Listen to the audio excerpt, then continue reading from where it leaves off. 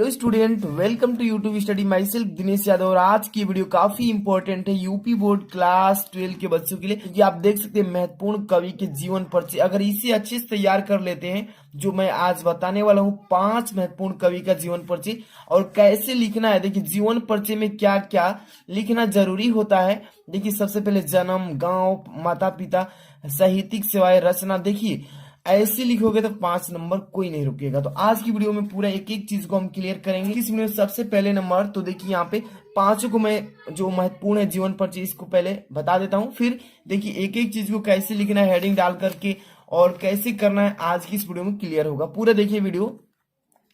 सबसे पहले देख सकते हैं महत्वपूर्ण कवि के जीवन परिचय कौन कौन इंपॉर्टेंट है। सबसे पहला नंबर जयशंकर प्रसाद। देख सकते हैं हर साल रिपीट करता है, कितना इंपॉर्टेंट है आप भी समझ सकते हैं। इसको आईएमपी क्वेश्चन बोलते हैं, आईएमपी, ठीक है। इसके बाद देखिए दूसरा है मैथिली सड़गुप्त जी का, ये भी आईएमपी। जितने भी मैं क्वेश्चन बता रहा हूँ काफी एक्सपीरियंस है मुझे, इसलिए आप देख लीजिए कोई भी इसमें से कवि का जीवन परिचय 11 साल 12 साल लगातार ये क्वेश्चन में मतलब ये डाल चुका है, यानी पेपर में आ चुका है। और इसके बाद देखिए जयशंकर प्रसाद हो गया, मैथिली सड़गुप्त जी का। अब इसके बाद देखिए रामधारी सिंह दिनकर। रामधारी सिंह दिनकर का काफी इंपॉर्टेंट, इसको VIMP बोलेंगे, ठीक है।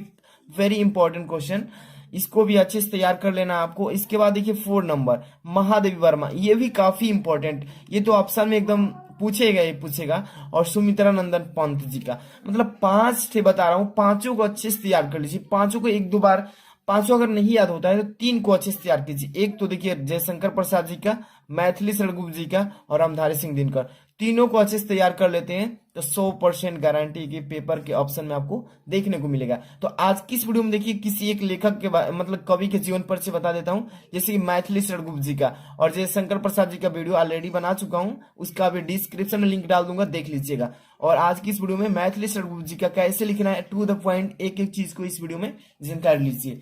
सबसे पहले नंबर आप देखिए, ये जो क्वेश्चन आएगा ना प्रश्नोत्तर संख्या 5 की ख में आएगा। किसमें? ख में आएगा। ध्यान से देखिएगा, 5वां का ख नंबर पेपर में रहेगा। और किस टॉपिक पर लिख रहे हैं? तो मैथिली सड़गुप्त जी के बारे में आप लिख रहे हैं, इनका जीवन परिचय, ये कवि है। तो सबसे पहले नंबर आपको हेडिंग लगाना है जीवन परिचय। यहाँ पर देख सकते हैं जीवन परिचय, और ब्लैक पेन से और ब्लू पेन से ये आपको एग्जाम में लिखना है, न कि रेड पेन एंड अदर कोई भी पेन से नहीं लिखना, बस ब्लैक एंड ब्लू पेन से, ठीक है। जीवन परिचय हेडिंग डालेंगे और क्या क्या लिखना है। देखिए मैथिली सड़गुप्त जी का जन्म, ठीक है, सनवत में लिखा हूं, तो इसको आप नहीं याद करेंगे तो भी अच्छा है, अगर याद कर लेते हैं तो बहुत अच्छा है। मैथिली सड़गुप्त जी का जन्म सनवत 1983 20 पूर्व। अब यहाँ पर देखिए सन 1886 ईस्वी में, ठीक है। तो आप ये ना याद करके आप डायरेक्ट ये याद कर सकते हैं। कैसे? कि मैथिली सड़गुप्त जी का जन्म देखिए सन 1886 ईस्वी में चीर गांव में हुआ था। देखिए पहले नंबर आपको मैं बताया था कि क्या क्या चीजें इंपॉर्टेंट होता है, जैसे जन्म किस सन में हुआ था 1886 ईस्वी में, गांव कौन सा हो गया उनका? चीर गांव। देख लीजिए कौन सा गांव है? चीर गांव में, ठीक है। अब इनके पिता सेठ रामचरण गुप्त जी थे। कौन थे? रामचरण गुप्त जी।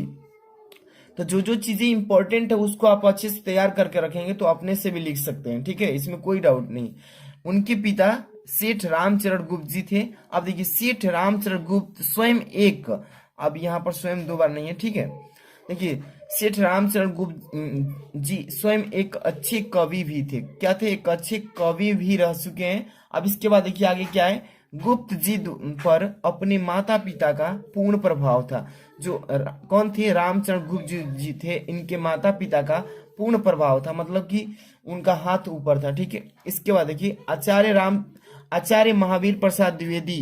देखिए आचार्य महावीर प्रसाद द्विवेदी से भी उन्हें बहुत प्रेरणा मिली है, मतलब कि आगे जीवन में कैसे बढ़ना है उन्होंने बहुत कुछ सिखाया है, तो ये चीजें उनको बताना है।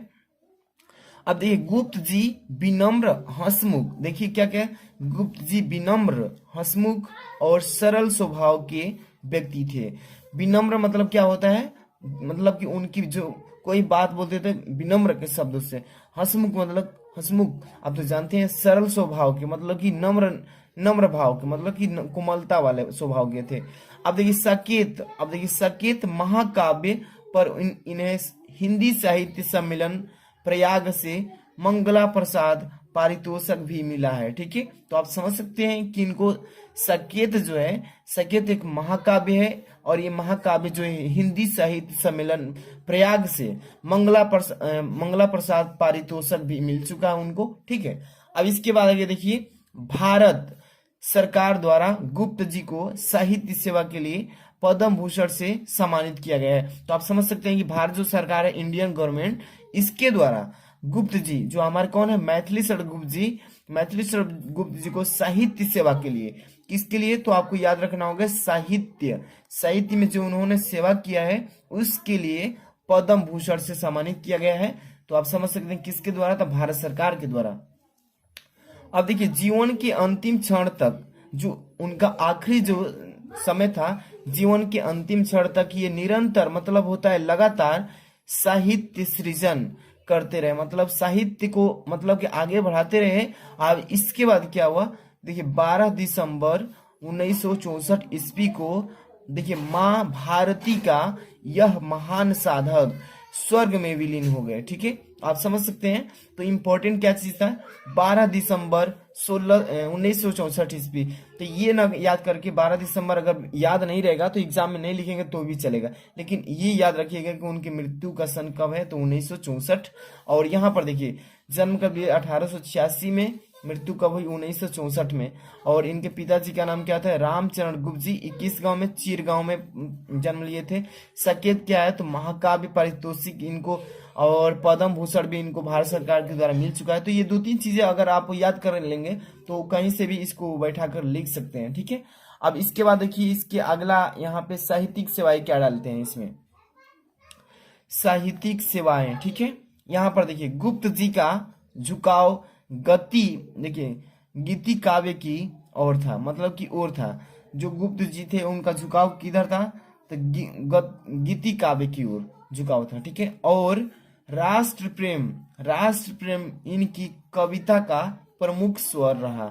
जो राष्ट्र प्रेम है ये इनकी कविता है, और ये कविता का क्या है, प्रमुख स्वर भी रह चुका है। ठीक है, अब देखिए, इनके काव्य में, जो इनकी काव्य है, इनके काव्य में भारतीय संस्कृति का प्रेरणा, यानी कि प्रेरणाप्रद चित्रण हुआ है। ठीक है, तो आप समझ सकते हैं कितना इनका साहित्य में सेवाएं भी मतलब मिल चुकी है। अब इसके आगे देखिए, और इनके बारे में ये भी चीजें लिखना जरूरी है, अगर नहीं लिखते हैं तो आपका नंबर जो है कम मिल सकता है, तो इसलिए इसको पूरा देखिए।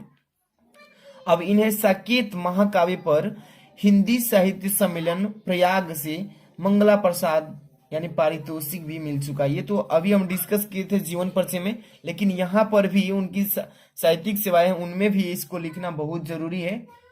ठीक है, इतना लिख लेंगे। इसके बाद अगली हेडिंग क्या होगी, रचना भी इनके बारे में देना है कि इनकी रचनाएं कौन कौन सी है, क्योंकि बोर्ड एग्जाम में पूछा जाता है। आपको मैं दिखा दूं, यहाँ पे ये जो 2022 के बच्चों के लिए यूपी बोर्ड ने मॉडल पेपर जो जारी किया है वही मॉडल पेपर है। और इसमें देखिए, निम्नलिखित में से किसी एक कवि का साहित्यिक परिचय देते हुए, साहित्यिक परिचय तो दे ही दिया अभी, उनकी प्रमुख कृतियों पर भी प्रकाश डालिए कि कितना कृति किए हैं, रचना किए हैं, सभी पर प्रकाश डालना है। ठीक है, तो यही चीजें मैं अभी आपको बताने जा रहा हूँ। देखिए, रचना में कि गुप्त जी समस्त रचनाएं 2 प्रकार की है। गुप्त जी की जितनी भी समस्त रचनाएं हैं वो 2 प्रकार की, एक तो आता है अनुदित तथा एक आता है मौलिक में। तो दोनों को याद रखिए, एक अनुदित में आता है, एक मौलिक में। अब देखिए, इनकी अनुदित रचनाओं में 2 प्रकार का साहित्य है। इनकी जो अनुदित रचना है इसमें भी 2 प्रकार की साहित्य की प्रकार की रचना है, कुछ काव्य और कुछ नाटक भी है, जिससे कुछ काव्य में हो गई और कुछ नाटक भी हो गई। ठीक है, अब इसके बाद साकेत, इनकी देखिए साकेत, तो देखिए यहाँ पर यह उत्कृष्ट महाकाव्य है। ये क्या है, एक उत्कृष्ट ऊंचा मतलब उठने वाले या उत्कृष्ट महाकाव्य हैं, जो श्री रामचरितमानस के बाद राम काव्य का प्रमुख स्तंभ है। ठीक है, ये साकेत में आपको हेडिंग लगा के लिखना है। इसके बाद अगली इनकी देखिए, भारत भारती।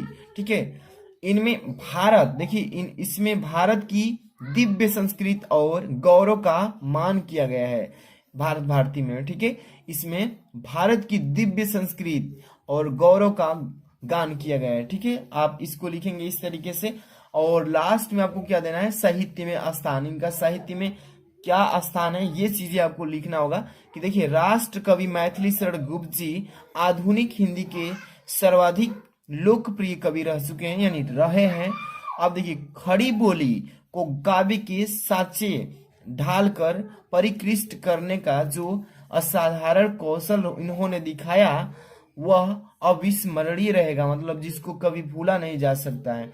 अब देखिए, इन्होंने राष्ट्र को जगाया, इन्होंने अब हमारे जो भारत का राष्ट्र है, इस हमारे देश के राष्ट्र को जगाया है, आगे बढ़ने का मतलब कैसे बढ़े इसको उजाला करने का कोशिश किया है और उनकी चेतना को वाणी भी दी है। ठीक है, तो ये चीजें आपको साहित्य में स्थान में लिख देना है।